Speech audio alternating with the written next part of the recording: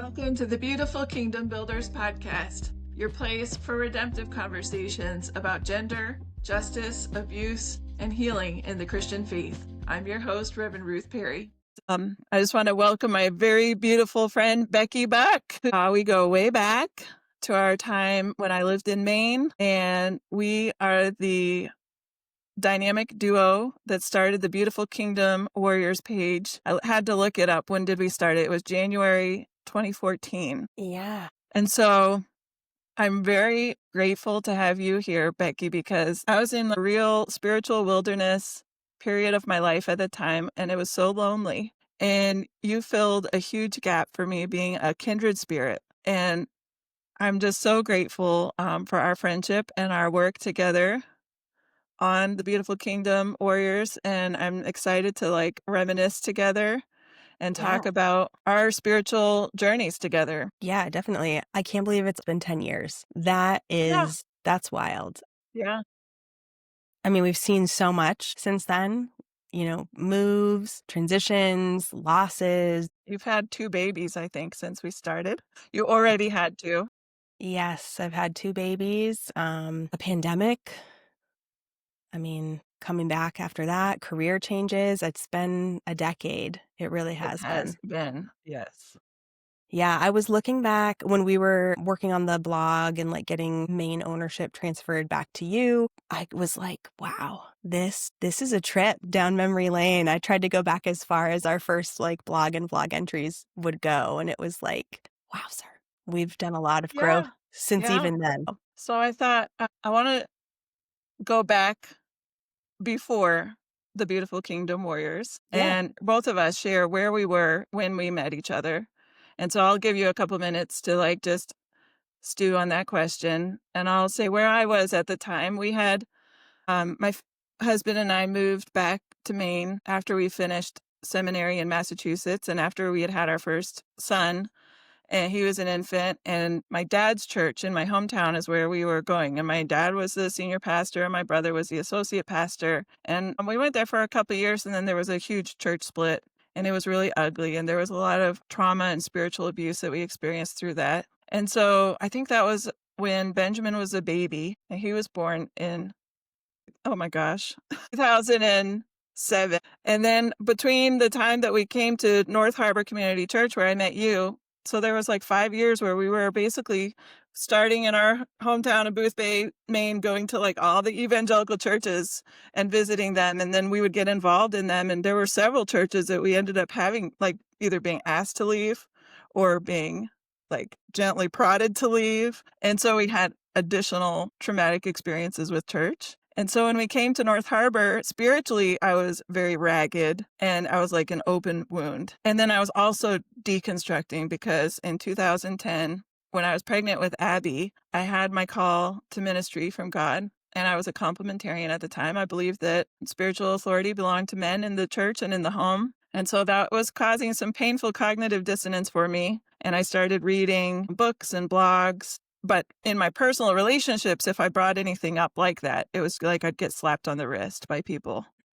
You're going out of bounds. You're headed down a slippery slope. And so a lot of personal kind of trying to keep me in my place and in my lane. So a lot of those readings and things were just happening privately for myself and kind of lonely. So that's where I was when we came to North Harbor. I think we got there in 2012. And what was your journey to North Harbor, Becky? Yeah, I mean, I think a big piece of, we hit it off immediately because I feel like you and I were both really battered and bruised at that point in our season of ministry. I think when we both first came to North Harbor, I don't know if I guess maybe we were still volunteering on the Kids Cove team. I don't know if Graham had joined the preaching team yet, or if even we had started with worship, but I feel like we were easing our way back in to serving after also coming out of kind of a toxic ministry situation. So the short answer for how we ended up at North Harbor is community. I think when Graham and I moved from Florida back home here to Maine, it was because my 2 best friends were part of the launch team for North Harbor. And so Graham served for about 2 years on staff at a church in New Hampshire as a youth pastor. And I think what was hard about that is we thought even just moving to New Hampshire, somehow we would have community and friends and family. But we very quickly discovered that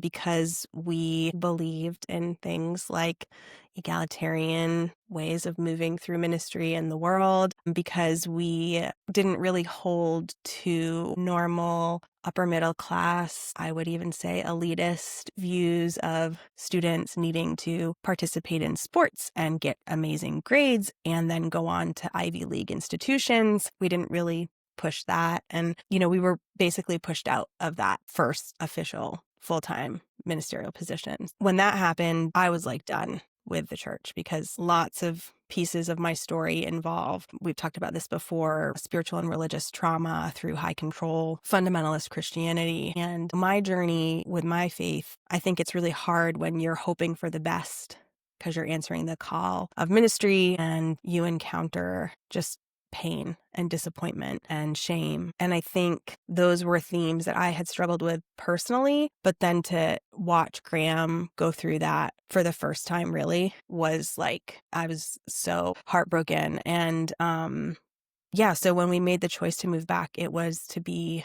near my family. We found out my dad was really sick and we wanted to kind of move home to help care for him. And again, we had community. Like we would come visit North Harbor and it was like, that was our people. And I think what made that place so special for us was there wasn't an expectation for us to get involved. We were just like loved, but that made us then want to be involved, probably a little Yeah. faster than we should have been. But I think what's really hard as you grow in your journey of life, deconstruction is a natural part of that. And I think people are very afraid of that. And it's a very hot button topic word that's being thrown around in these volatile times of just worldwide unrest. And I think it's not something to be afraid of because a richer understanding of the human experience is what can await you in that, because we would not have found each other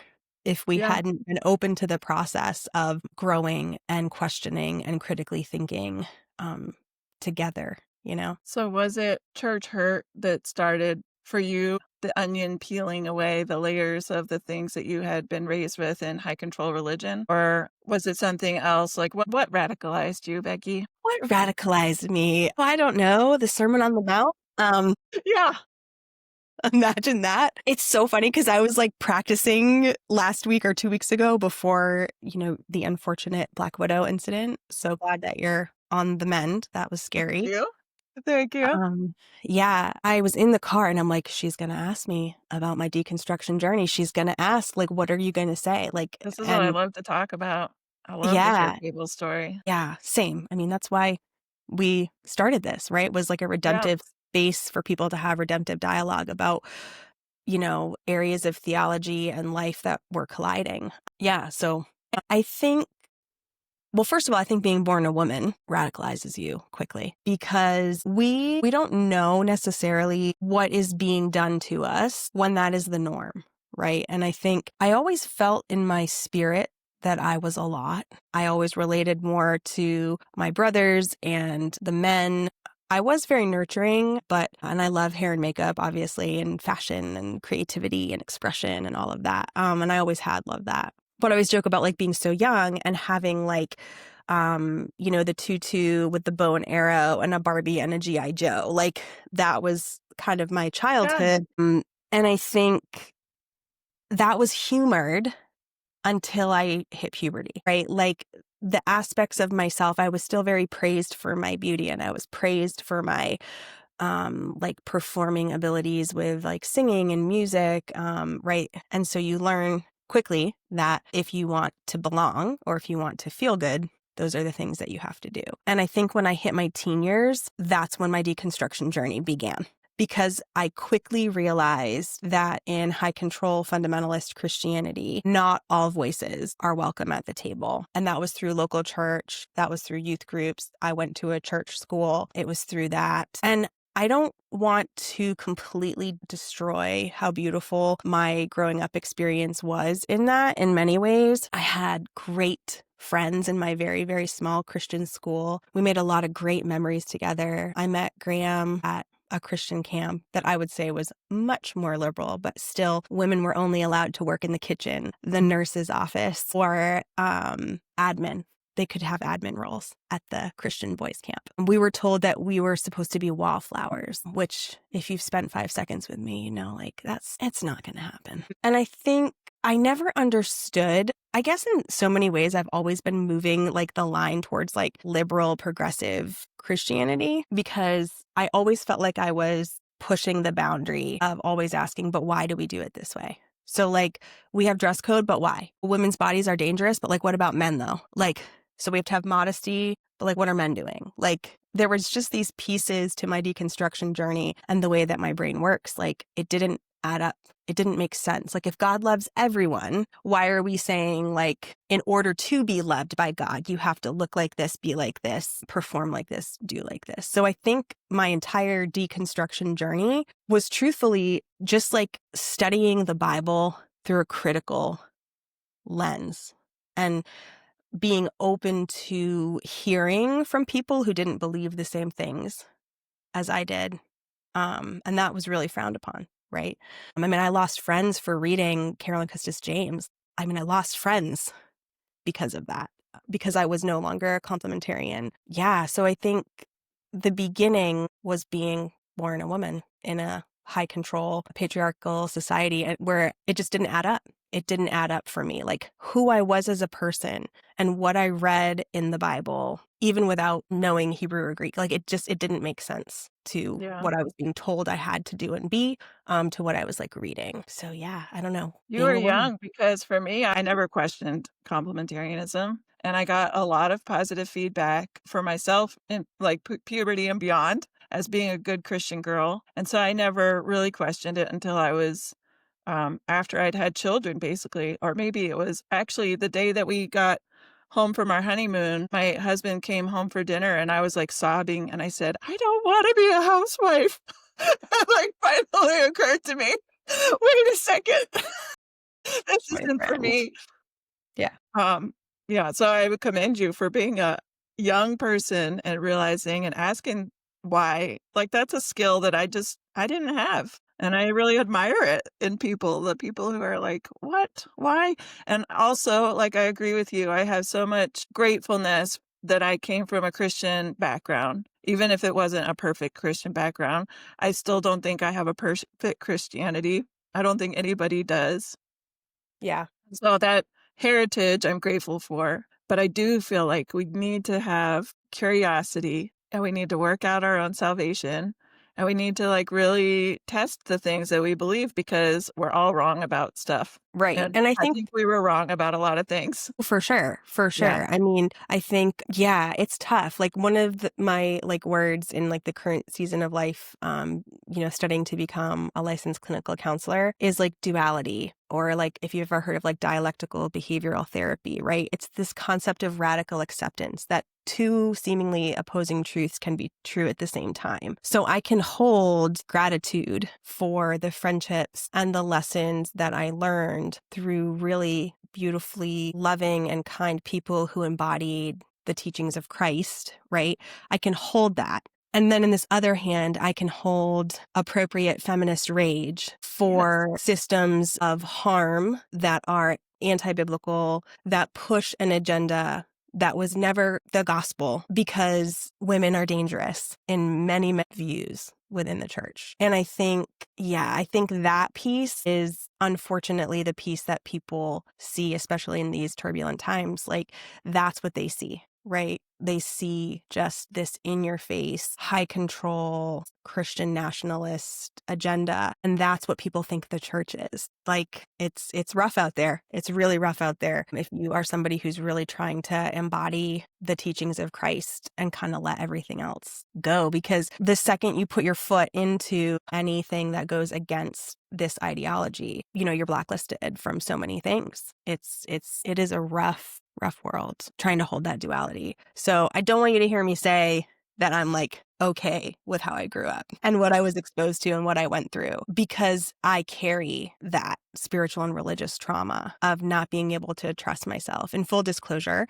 right? One of my first moments in therapy in Graham's first year of seminary, when I had a really intense emotional breakdown, my work was to order for myself at a restaurant.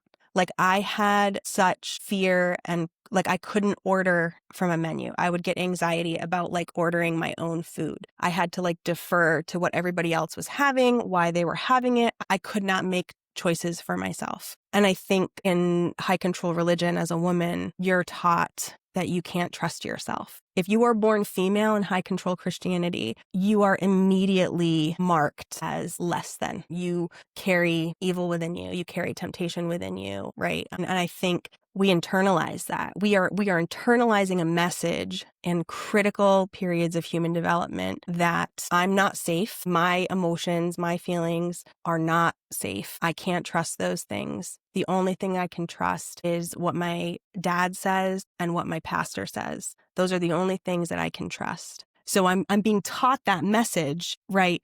But still experiencing such rich celebration of who I am between my relationship with Christ growing up, right? So like, I don't know, like I don't want to gloss over the duality, you know? I think it's really Yeah. important we call out systems of oppression for what they are. Um, Even though high control fundamentalist Christianity taught me about community, it also taught me about hate and it taught me about fear and it taught me about separation.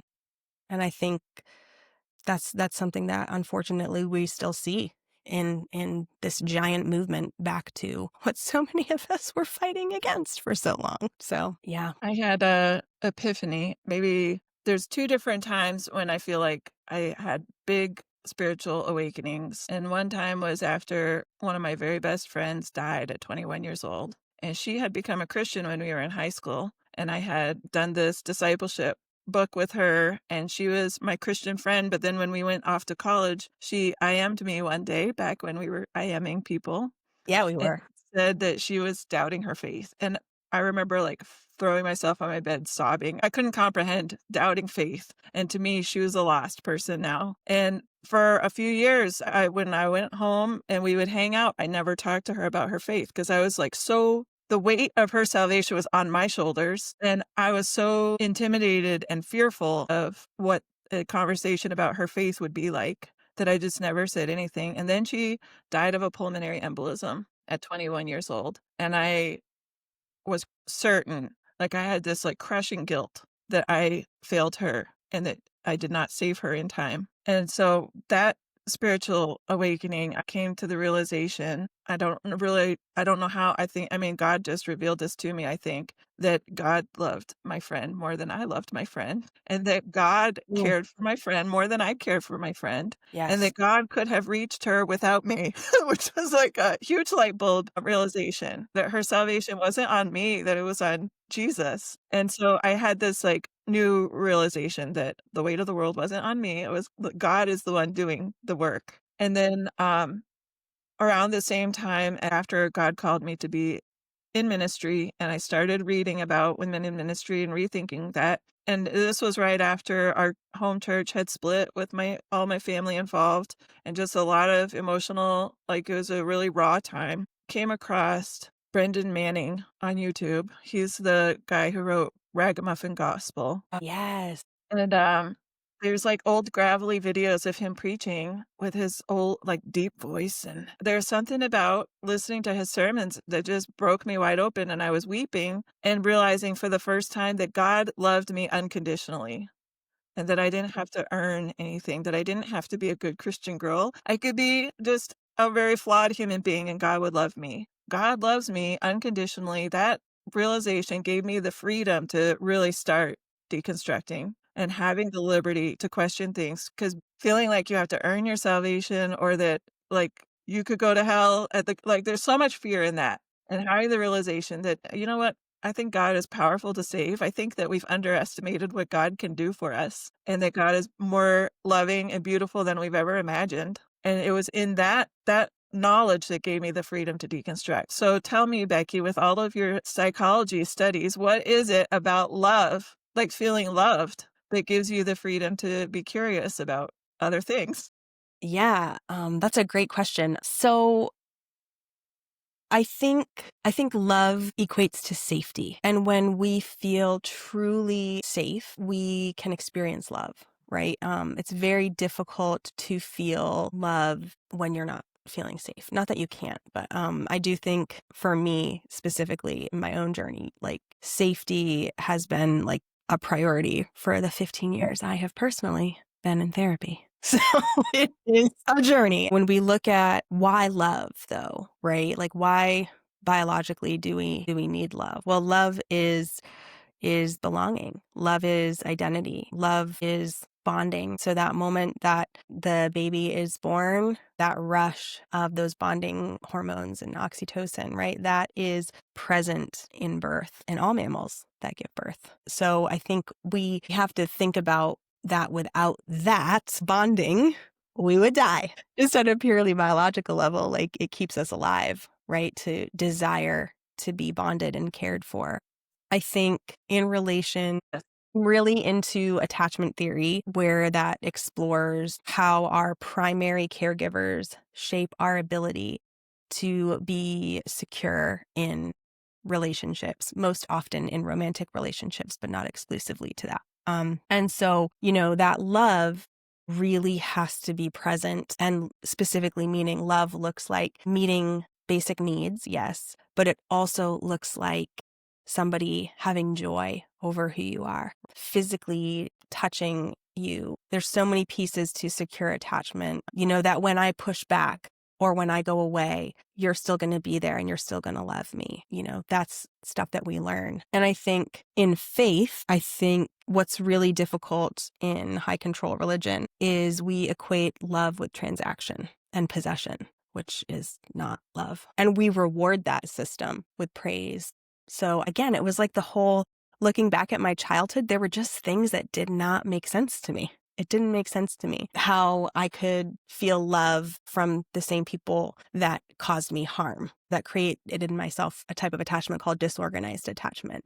And it's really complicated because people who are your primary caregivers show up for you a lot, but then are also unsafe sometimes in really big ways. And so for myself, I think it was hard for me to process love because I equated love with chaos. And the love of Christ brings peace, right? I think of like perfect love casts out fear. That's one of my favorite verses. I had a friend once, we were having a conversation about what we believed about faith and spirituality. And he talked about how his experience of God is that God is love and love is God. So any place that you find love, that's God. And that just blew me away. That was like 4 or 5 years ago. And I was in the thick of some really, really difficult deconstructing life stuff. So I tattooed love wins on my knuckles. Aw.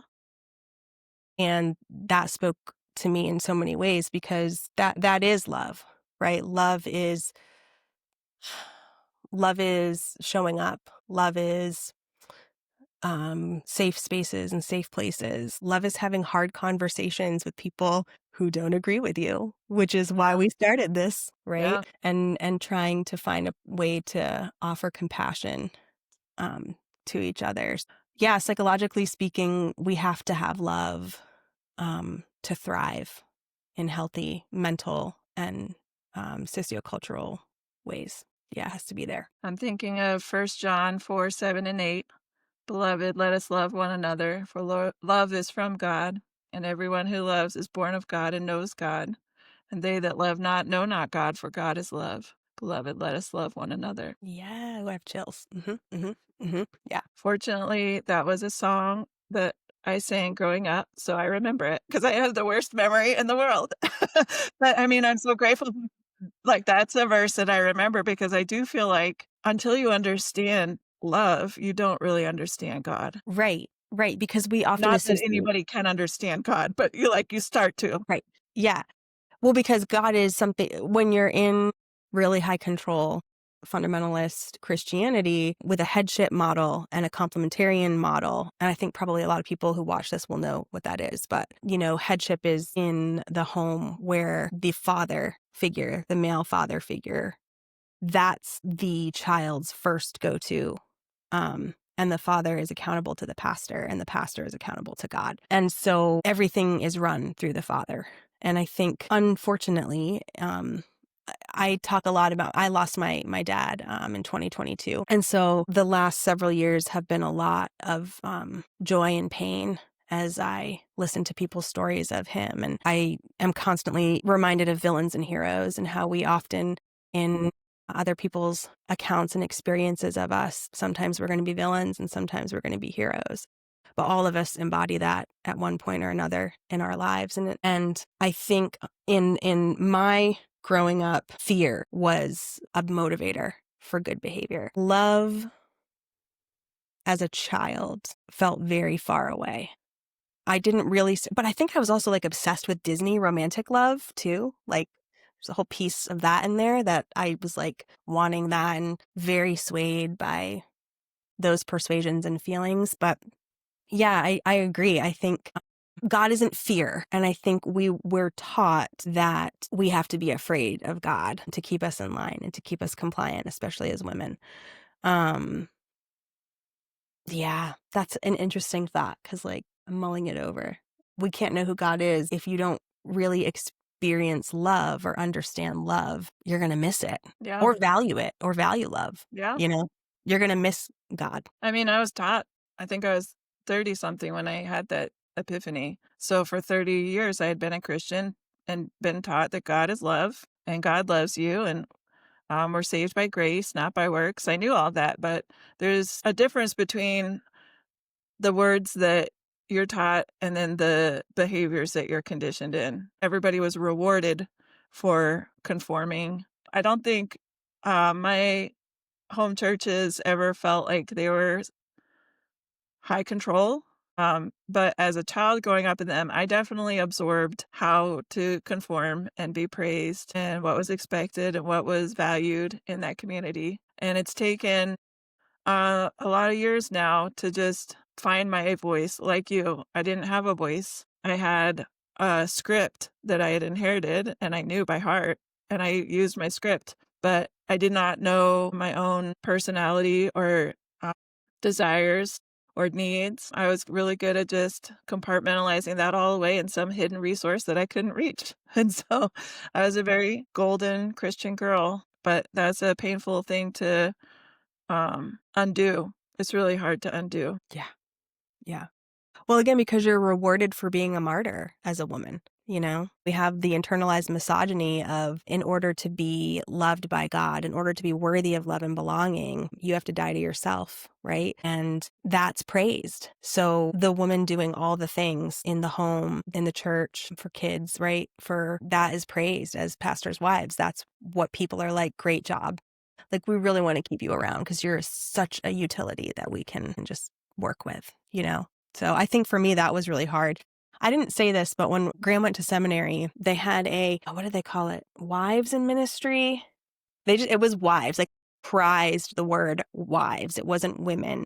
It was wives in ministry. And it was like a support group. And I kid you not, the first one I went to, there was a lesson about how to properly set a table for when you're hosting like different families and things like that. Like, literally, it was like Miss Manners Club.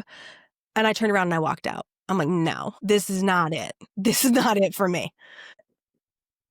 I think that also fueled my deconstruction journey, was seeing at a seminary, 50 women being put in their place and willingly doing it and not questioning it.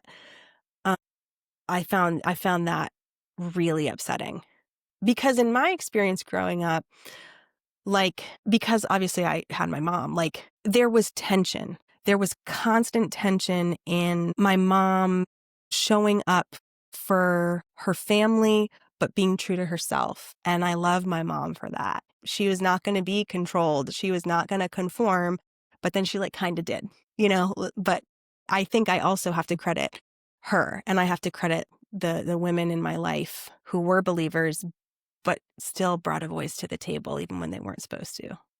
Mhm. I think I learned that you have to know how to play the game, that you can have a voice at the table in certain situations and places. But yeah, the script is real. That is a real piece. I know, I feel like we always say, "It wasn't that bad. It wasn't that bad." And then you start to tell your story and you're like, "Oh my, I was actually a part of a community that a pastor from a pulpit said that women who wear pants are whores." Yeah. Children in the service saying that. I mean, who some of those kids didn't even know what a whore was. Oh my gosh. And, yeah, it's crazy to look back and just think, like, how, like, Creator God, like, aligns us to bring healing to the world. And I think looking at you and I and our alignment, I think we were both rewriting the script. Yeah, and it was really powerful to find a fellow sojourner on the path out there in the wilderness. Made it a lot less lonely. You actually, like, threw a lot of, firewood on my fire. Like, you got me so revved up and so passionate, and I was like, "You know what? This has to change. Yeah. We're gonna Well, change the world, Becky." it's what we do. Just one brave truth at a time. One brave truth at a time. Think we should have recurring conversations because you're a wealth of knowledge and expertise on this and just such a beautiful soul, and your heart is bigger than anybody else's. You have so much love and passion and a heart for justice and making things right, which I feel like that's straight from God, and that's a mission, and the church is blessed to have you. And I hope more people tune in and join us in this. I don't know that I like the word deconstruction, but I don't know. I don't have another one. Just question the things that the scripts that you've been given Just because, call it critical thinking. We'll yeah, explore critical thinking skills together yeah, because that inevitably leads to deconstruction. yeah, things aren't as black and white as we were told. There's room for questions, and wrestling with your faith is a biblical thing to do. So Yep. before we say goodbye on this one, can you tell me about where the name The Beautiful Kingdom Warriors came from? Yes. Can I tell you that? Well, I remember us wanting to start this blog. You talk about me lighting a fire under you, but your spirit spoke to me about just being willing to be wrong, being willing to shift and change gears and perspectives. And I think, we both knew that when we met, we were supposed to do something with our experience and our stories. I guess originally because we really geared this more towards like women in ministry and debunking complementarian faith. The word beautiful came to my mind because like that's such a hot button word in the church as a woman, right? Like if you're too pretty, you're going to distract the men. But if you're not pretty enough, you're not trying hard enough to get a husband. Like, so there's this like really Or you're distorted not view. trying hard enough for your husband that you already have. Also true. So I think reclaiming that word under the lens of an egalitarian worldview. And then warrior comes out of a very misunderstood translation when in Genesis when, it's the account where like basically the scriptures are written as like, God made a helper for Adam. And this is a weapon that complementarian people use and high control religion and fundamentalist Christianity and all of that use to say that that headship is biblical, right? Like God created men. Men then is told that he will have a helper. So like a woman has to come under, I always was described as like God, men, women come under the mission of the men in their lives. So first their fathers and their pastors, and then when they get married, that then becomes the umbrella that they're under to come under their husband's mission for furthering the gospel. And so that also never sat well with me, right? Remember little Becky with the bow and arrow and G.I. Joe and Barbie, like I have a warrior spirit within my soul. And I think a big piece of my deconstruction journey was reading the book Lost Women of the Bible by Carolyn Custis James. And at that time, her husband was the president of Reformed Theological Seminary where Graham was at. And so she took a massive hit in writing this book, basically debunking headship and pushing forward God's truth for women and celebrating and empowering women as equals in life and ministry. And I think she basically opens the book and kind of talks about that word helper. And it's translated as Azer. And it means, yes, helper, but in the Hebrew, it actually means more of like co-laborer or co-warrior. And I think it's 16 other times that it's used in the Old Testament in reference to God coming and helping in battle. So it's this visual of a man and a woman being back to back in battle, keeping an eye out for one another to fight for safety for whatever they're fighting for. And I actually have that tattooed too, somewhere. Nope, not that arm. This arm, Yay. this arm, some arm. This arm, I don't think you can see it, but it's there somewhere. I don't know. Yeah. I don't know how to move it. But I think that was reclaiming that word, right, through that knowledge received from the Lost Women of the Bible book. And I think it's such a powerful visual that's inclusive of everybody in how, whether it's a romantic relationship, friendship, whatever it is, men and women are meant to work together back to co-warrior in sharing light and love and truth. I think Caroline Custis James uses the phrase blessed alliance, Yeah. saying what the relationship between men and women ought to be in God's kingdom. And it's like such a misrepresentation of egalitarianism that women want to be above men. Like we want to be free to use our gifts and follow our callings and be a part of building God's kingdom here on earth as in heaven. And it's about an alliance. It's not a competition. And Right. really the curse is where the dominion of man came over the woman. So we don't want to live out the curse. We're supposed to like live in the resurrection, redemption history of Jesus now. Like in the kingdom of God, we should not be living under the curse. Yeah. I think when we chose the Beautiful Kingdom Warriors, that was kind of the thought behind that. And I love how Yeah. you kind of shifted it to be builders, right? Because that has more of a peace lens, which we need in this world. Yeah, I was getting a lot of comments from people, why are you using such violent language? Like, well, I mean, it was more like drawing from the imagery of the Bible and Mhm. yeah, I think I like both names. Yeah. Well, I think the I don't even know what we call it. The blog, the company, Yeah, what is it? What is it even now? I just always called it a blog. I don't I really know. I feel like it did its job and now it's being birthed into something new. And I think it feels like it's moving towards a more inclusive space where it doesn't have to be as feminine driven, like in terms of what it needed to be to start for both of us to find a place for our voice and to help other women struggling with feeling like they didn't have a place and that they were too much and not enough. It's like once your dominoes start falling, you realize, well, actually, patriarchy is linked to white supremacy, is linked to colonizing, is linked to this, is linked to that. And you're Mhm. seeing like how everything is interconnected because anything that's like about supremacy of one over another is anti God's kingdom, I think. Agreed. Totally agree. Because people use religion as a weapon, right?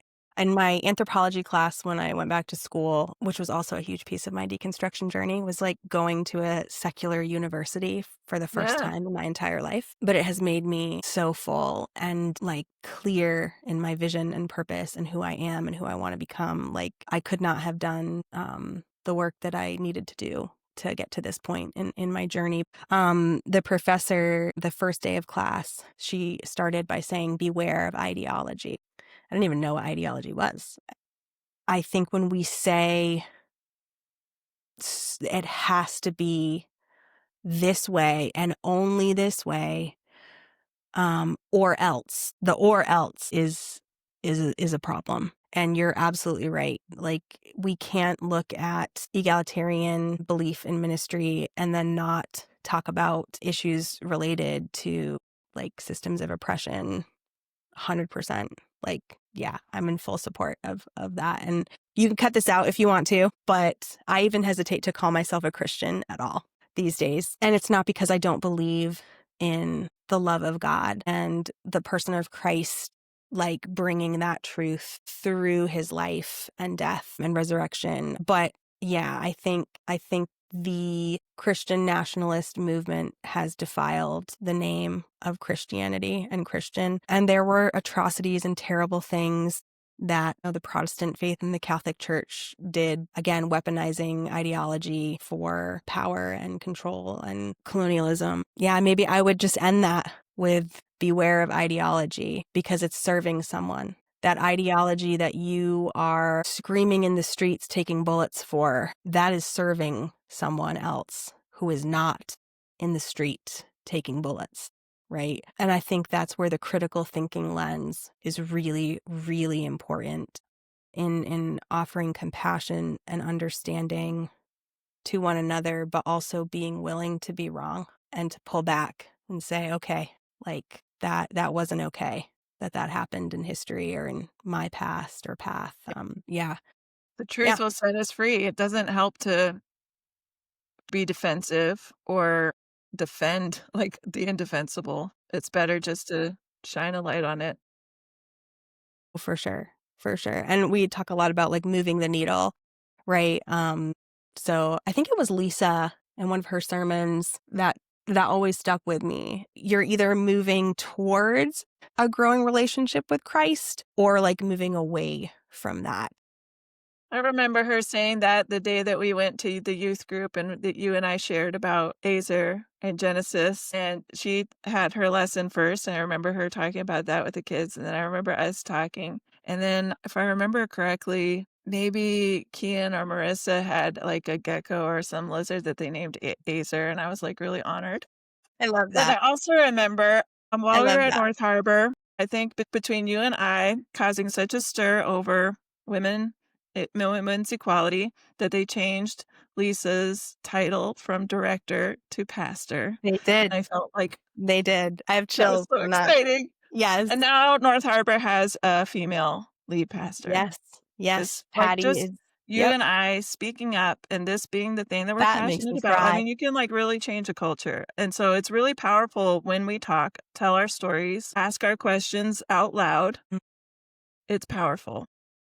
Yeah, and to not be afraid to think about who's missing at the table, right? If we're going to say that love is God and God is love and God loves the world, then the world should be represented at our table equally across the board. So if there are people missing at the table, there's a reason why they're missing. And I think not being content and asking the hard questions paves safety to experience love and belonging because now you're safe enough to critically think and explore and deconstruct, and you're in a safe place to do that. And then again, inevitably, love wins. And so you come to a place where more people's voices are at the table and more work can be done, creating places where people can belong and they are no longer feeling oppressed.